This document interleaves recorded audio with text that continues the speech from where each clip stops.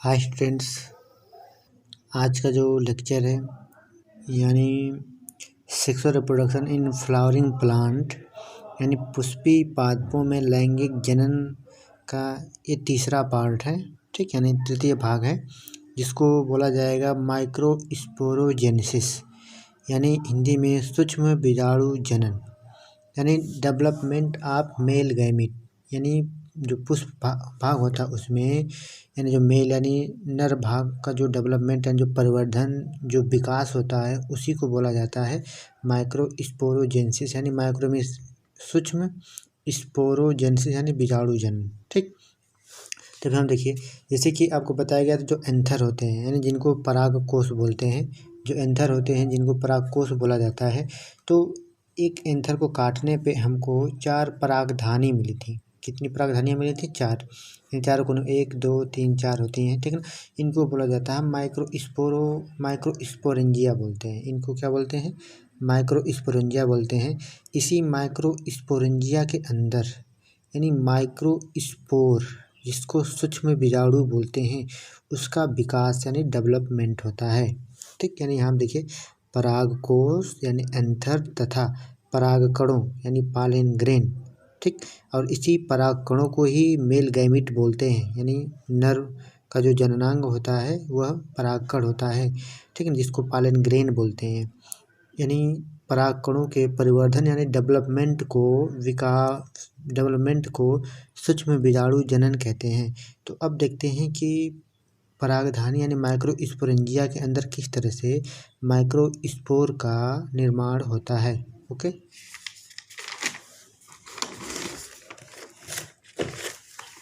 देखिए, तब देखिए जैसे कि वहाँ पे जो माइक्रोस्पोरेंजिया थी यानी बीजाणुधानी थी, उसमें कुछ ऐसी सेल्स होती हैं जिसमें उसमें एक सेल्स होती है मेरिस्टेमेटिक सेल, विभज्योतक कोशिका।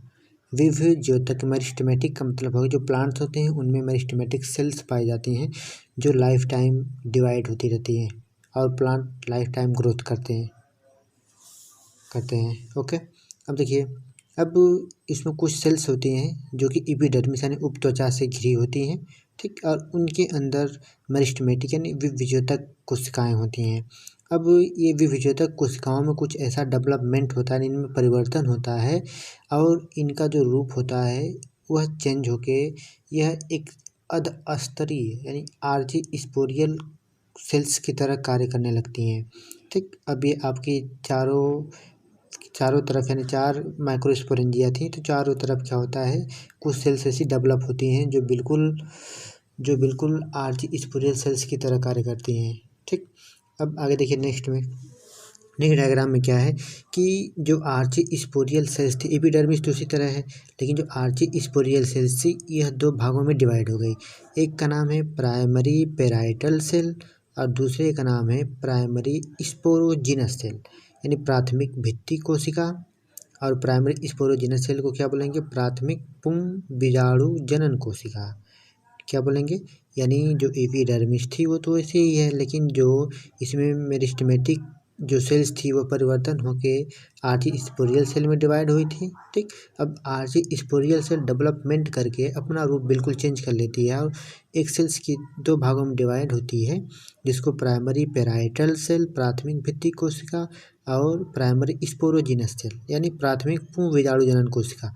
ठीक, अब देखिए प्राइमरी पेराइटल सेल्स यानी यह भित्ति की तरह कार्य करते हैं, यानी ये प्रोटेक्शन का कार्य, इसका मेन कार्य प्रोटेक्शन और न्यूट्रिशन का होगा आगे जाके। लेकिन जो प्राइमरी स्पोरोजिनस सेल है यह स्पोर मदर सेल की तरह कार्य करेगी। ठीक ना, यानी स्पोर मदर सेल यानी इसी के थ्रू यानी पॉलन ग्रेन का निर्माण होगा। आगे देखिए,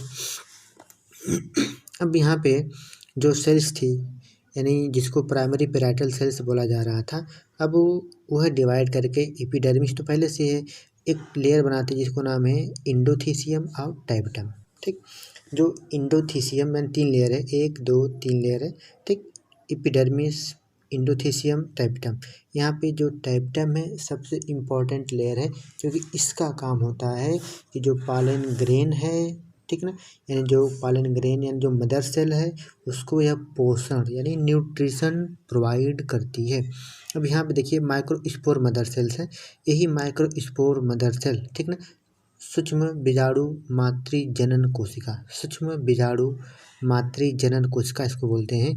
ये क्या होती हैं, टेप्टम्स की जो लेयर्स है न्यूट्रिशन यानी पोषण वाली लेयर इसमें इम्बेडेड यानी धसी हुई होती हैं, और यहीं से सारा न्यूट्रिशन क्या करती हैं, टेकअप यानी लेती हैं, और जो पालन ग्रेन है उनको डेवलप करती हैं। ठीक, अब देखिए जो ग्राफ है कैसे क्या डिवाइड होकर बनता है, इसको समझ जाएंगे तो सब क्लियर हो जाएगा। देखिए हमको पहले बताया कि जो उसमें कुछ मेरिस्टेमेटिक सेल थी, विभेदक कोशिका, वो परिवर्तन होकर हाइपोडर्मल सेल की तरह कार्य करने लगे, जिसको अधस्तरी कोशिका बोलेंगे हम। अब अस्तरी कोशिका में एक बार डेवलपमेंट होता है तो क्या बनता है, प्राथमिक भित्ति कोशिका यानी primary parietal cell, P for primary parietal cell, जिसको पीपी सेल भी बोलते हैं, पीपी सेल, ठीक, इसको पीपी सेल भी बोलेंगे। अब यहाँ पे दूसरा भाग क्या है, प्राइमरी स्पोरोजिनल सेल, ठीक ना, PSC, ठीक ना, प्राइमरी स्पोरोजिनस सेल, ठीक, यानी पूर्ण बीजाणु जनन कोशिका यानी प्राथमिक पूर्ण बीजाणु जनन कोशिका बोलेंगे। अब यहाँ पे इसको पहले समझ लेते हैं। अब ये सेकेंडरी में बदल गया यानी द्वितीयक में बदलेगी, फिर जो द्वितीयक कोशिका होगी अब यहाँ से ये माइक्रोस्पोर मदर सेल में क्या होगी, कन्वर्ट हो जाएगी। अब यही माइक्रोस्पोर मदर सेल जो है, ठीक, ये इम्पॉर्टेंट सेल है। इसी के दौरान जो सूक्ष्म बीजाणु मातृ जनन कोशिका इसको बोलेंगे, इसी के दौरान जो स्पोर जो बीजाणु हैं यानी जिनको हम पालन ग्रेन बोलेंगे, ठीक ना, परागकण हिंदी में बोलेंगे, उनका निर्माण होता है। अब जो माइक्रोस्पोर मदर सेल है, ठीक, अब यह 2n होती है, यानी यह 2n का मतलब हो गया कि यह डिप्लॉयड होती है, 2n का मतलब क्या, डिप्लॉयड होती है। अब इसमें हो जाएगा मियोसिस, ठीक ना, इसमें होगा रिडक्शनल डिवीजन, जिसको मियासिस यानी अर्धसूत्री विभाजन होगा, और अर्धसूत्री विभाजन में एक सेल डिवाइड होके 4 सेल्स बनाती है। तो यहाँ पे टेट्राड का मतलब हो गया कि यहाँ पे एक जो माइक्रोस्पोर मदर सेल होगी एक बार विभाजित होके 4 स्पोर यानी 4 पालन ग्रेन बनाएगी, ठीक। अब यहाँ पे आते हैं, प्राइमरी पैराइटल सेल थी वह सेकेंडरी में बदली, और सेकेंडरी फिर किस में बदल गए, इंडोथीसियम और टेप्टम।